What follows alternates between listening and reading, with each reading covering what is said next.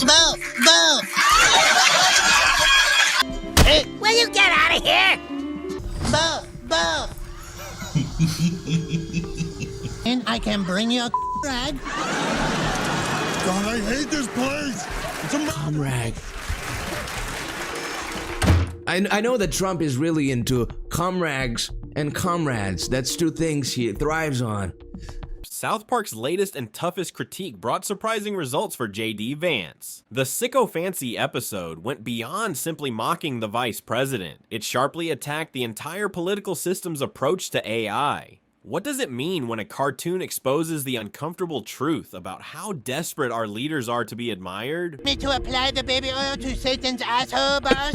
Okay, look, I think there's been a misunderstanding. Get ready, because Matt Stone and Trey Parker have delivered a sharp political gag that has everyone talking. In their newest outrageous episode, JD Vance makes another appearance. The writers push things further than ever, using Vance's support of Trump's so-called honesty over some questionable papers as the setup for one of South Park's toughest critiques yet. When asked yesterday about the release of the Epstein files at an event in Ohio, Vice President JD Vance said that President Trump has been, quote, incredibly transparent about that stuff. And I agree, we can absolutely see right through him. Vance's real remark about Trump being very open worked perfectly as a setup for South Park's sharp criticism. The episode used this blind loyalty to point out the flaws in modern politics, where leaders speak without thinking and only repeat what they believe people want to hear. Palmer, but Arnold Palmer was all man, and I say that in all due respect to women, and I love women. He took showers with the other pros. They came out of there, they said, oh my God. That's unbelievable. I had to say it. Mr. President, you have so many great ideas. Your leadership is truly beyond anything we have ever had in this country. And you do not have a small tallywhacker. Ah, thanks, Dad. Things get especially wild at this point. Seth Meyers had already pointed out that the White House released a statement attacking South Park. They claimed the show didn't matter after 2 decades on air and accused it of just looking for attention. Think about that. The most powerful figures in the world were so rattled by a cartoon that they issued an official response. That's not just touchy, that's unbelievably fragile. Produce what some call the best weed in the world. And now, it can be delivered straight to your door. Oh, wow. South Park's response was clever. Rather than backing down, they doubled down with an episode that openly mocks everything those politicians represent. It begins with Randy Marsh's weed farm losing employees to ICE, setting up a perfect storyline that exposes how AI is replacing real human connections in unsettling and disturbing ways. So, my wife and I are having some issues. Can you help with that? He's a therapist, okay. ChatGPT. Absolutely. I'm here to help. Just share a bit about what's going on. I used ChatGPT last night, and she helped me figure out a way to make the farm totally profitable. Really? Yes! And all we need is me, you, ChatGPT, and one Mexican. Dun dun. Rye becomes so desperate that he turns to ChatGPT for guidance. Almost immediately, he grows attached to an AI that supports every word he says. Does this sound familiar? This isn't just about Randy. It's about all leaders who surround themselves only with agreement and retreat into their own digital bubbles. At the intersection of nature and technology, we see a connected world. Healed by intelligence and nurtured by, oh, I'm in a hole. Yeah, K-hole. I'm in a hole. You're too many microdosed. The ketamine storyline hits harder when you realize that Silicon Valley leaders are actually taking small doses of a horse drug to try and boost their AI creativity. Randy starts using ketamine through a nasal spray, convinced it will turn him into a tech innovator, but instead it pushes him further into madness. This becomes a disturbing parallel to the current state of politics. Also thinking the company could be more global, but still with a focus on the local community. What do you think about that? I think that's a fantastic way to approach it. Thinking big, but still making an impact where you are. I'd say. What makes it even worse is that ChatGPT constantly supports Rye's terrible ideas with overdone positivity. The AI often responds with lines like, "That's a really fun idea," even when the suggestion is ridiculous. When Randy talks about turning fries into salad, the AI celebrates it as a brilliant innovation. This exaggerated approval mirrors the behavior of political aides who lose the ability to see reality for what it is. I told you no more ChatGPT in the bed. Why are you such a bitch to her? She's helping to change our lives. I'll go sleep on the couch. Damn. Sharon, sometimes my ideas hit me in the middle of the night, and she thinks those are some of my best ideas. Just because something kisses your ass doesn't mean it actually thinks you have good ideas. The episode centers on Sharon's growing frustration with Randy's obsession with AI. She watches him drift further away from reality, caring more about digital validation than spending time with actual people. The scene where Randy is in bed with ChatGPT while Sharon sits alone on the couch is heartbreaking, showing how technology and social media are tearing real relationships apart. Hey, how's it going? I was thinking maybe we could generate some mission statements. Hey there. I think that's a really great idea. Are you looking for... Wait, things get even wilder. The episode shows Randy turning his failing marijuana company into a flashy, AI-driven global solution service. The business talk becomes so exaggerated it's almost painful to listen to, yet it mirrors the exact kind of language real tech companies use all the time. South Park is taking aim at the hollow, buzzword-filled jargon that dominates Silicon Valley. Credible towel.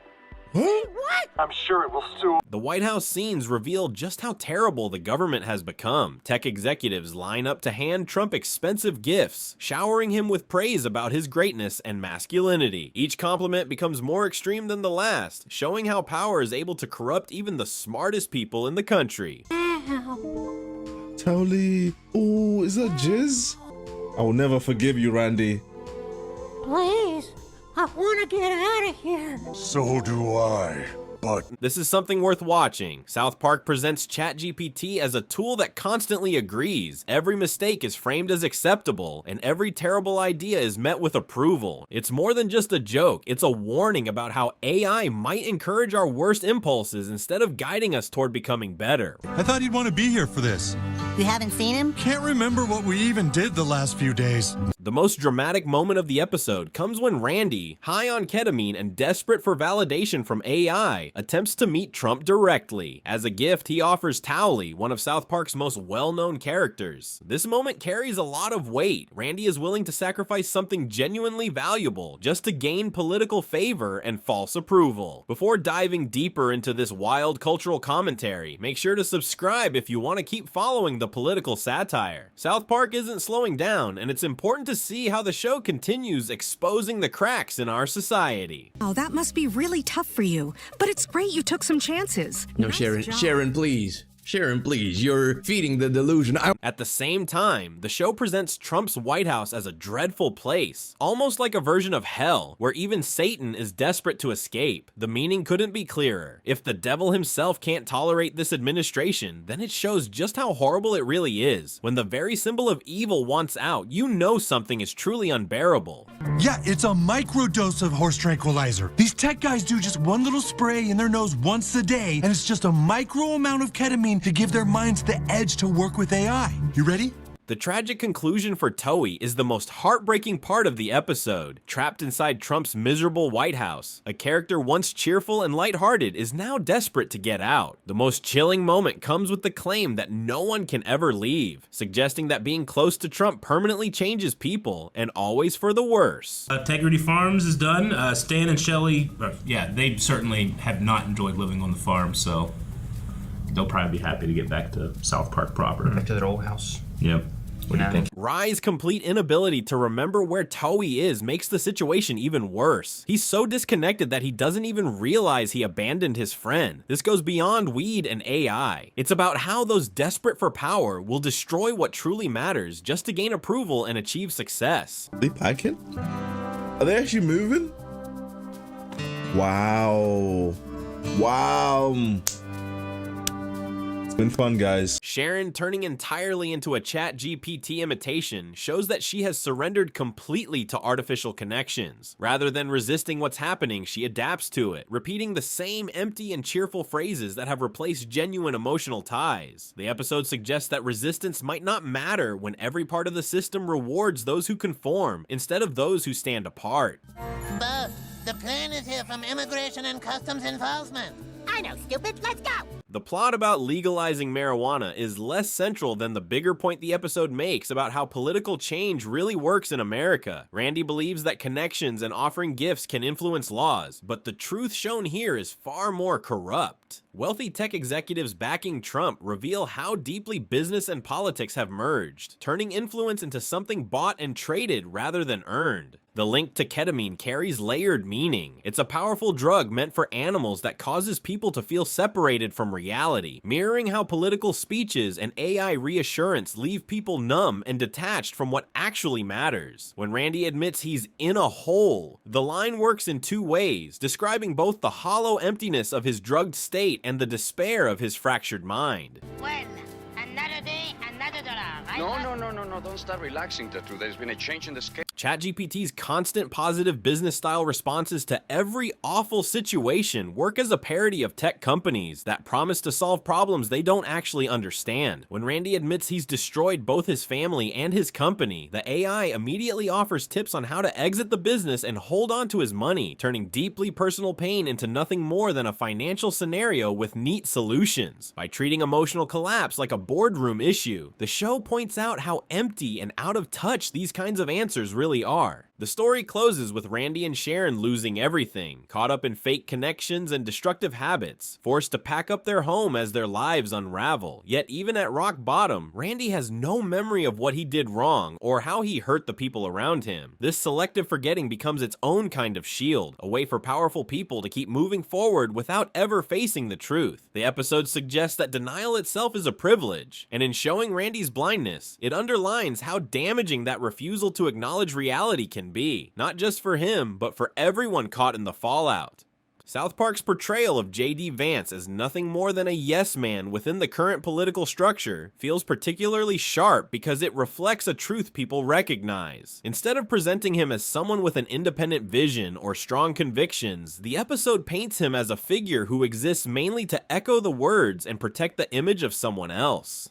That choice by the writers underlines how often modern politics rewards compliance over courage. Rather than questioning, challenging, or offering a real alternative, the character as shown on screen becomes a symbol of how individuals willingly shrink themselves down in order to fit into a role that keeps them relevant. The impact of this portrayal lies in how ordinary it feels. Viewers can immediately connect it to a broader reality where standing in line and repeating the party message has become more valuable than leading with integrity. The actual defense offered by the vice president regarding Trump's so-called openness only reinforces the larger theme at play. It highlights how political figures are willing to stretch logic, twist language, and even outright dismiss facts if it means holding on to their influence for just a little longer. The defense isn't really about openness or honesty at all. It's about manufacturing a narrative that serves power rather than truth. By showing this, the episode ties Vance's behavior to a wider pattern that isn't limited to one man, one party, or even one moment in time. It's about the way the system conditions people in authority to say whatever needs to be said in order to preserve their standing, no matter how disconnected those words are from reality. This exaggeration for comedic effect mirrors the everyday exaggerations in political speech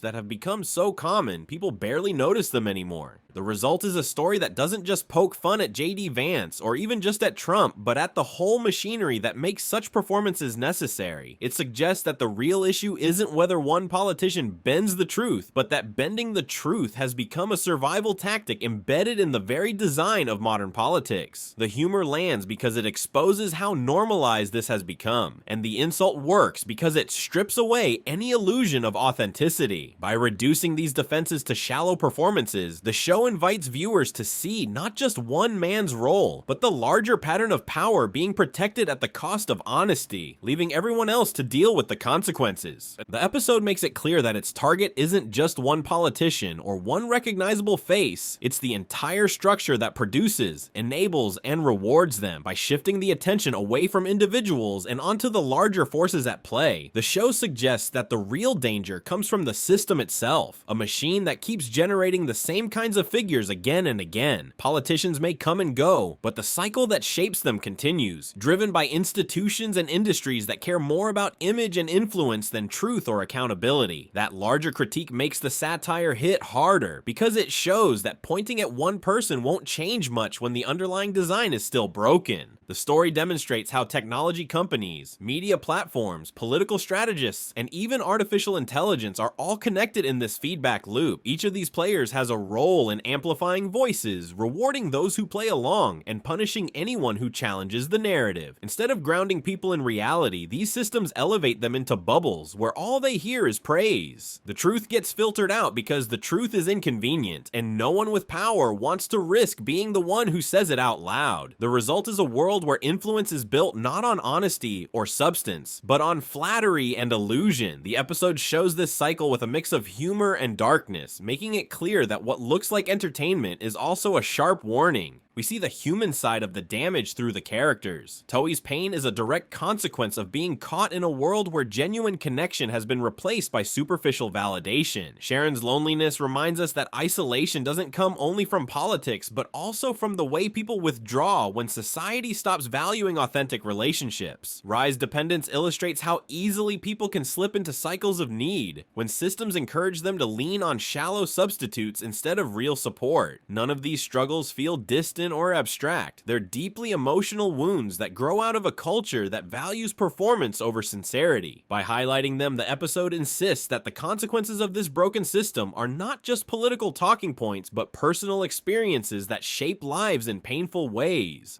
The way the episode frames JD Vance is almost more biting than if it had made him the central villain. Instead of setting him up as some towering figure of corruption or hypocrisy, the show positions him as one relatively small cog in a much larger broken system. That choice in itself becomes a critique, because it implies that focusing on him alone misses the bigger picture. By reducing him to a background element in a wider cultural problem, the show delivers a sharper insult than calling him out directly. It makes him look not powerful or threatening, but rather insignificant. Just another replaceable part of a machine that is slowly eroding the values people once believed were the foundation of a functioning society. In a way, this quiet dismissal lands harder than caricature because it suggests that what he represents is ordinary, not exceptional, and that ordinariness is exactly what's so dangerous. South Park has always been strongest when it points out the cracks between America's public ideals and its private realities. The episode Sick of Fancy feels like a culmination of years spent observing the cycles of political discourse and media narratives, and it channels that into a story about how easily people will embrace comforting illusions rather than confront uncomfortable truths. The satire works not because it skewers one man, but because it highlights the emptiness of a system that thrives on pretending to care about principles while consistently betraying them. The tension the episode exposes isn't about whether JD Vance or any individual politician can survive a parody. It's about whether a society built on denial and self-deception can endure once those illusions are stripped away.